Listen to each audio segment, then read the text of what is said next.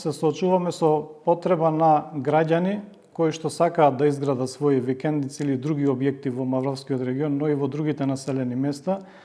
И законот тоа им го дозволува. Сега од она барем со службите како што разговараме и разгледуваме, значи граѓаните имаат право на својата парцела да се поднесат така го нарекуваат урбанистички проект во опфат на урбанистички план, каде што може да дојдат до одредено одобрение за градба, но тоа ви исто како да носите нов урбанистички план, ама само за својата парцела, и во таа постапка се бараат мислење од сите надлежни институции и доколку една од нив не даде позитивно мислење, не може да се усвои тоа. Добро, такви имате барања стигнато кај вас? Има. Тоа електронски се поднесува во систем и ние не можеме да ги спречиме граѓаните да аплицираат во систем.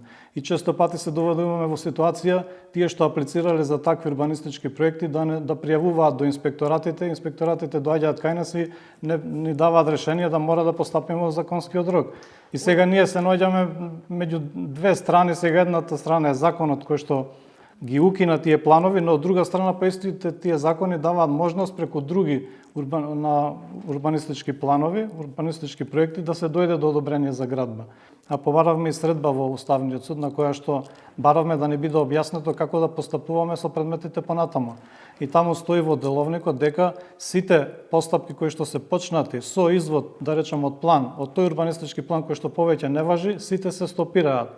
Имаше ситуации кога луѓе има одобрение за градба и се чекаше правосилноста на тоа одобрение, но настапи периодот на забрана на укинување на планот и ние тие постапки го прекинавме на луѓето. И сега истите тие се жалат до одредени институции, како ќе одлучат повисоките институции, така ќе постапиме.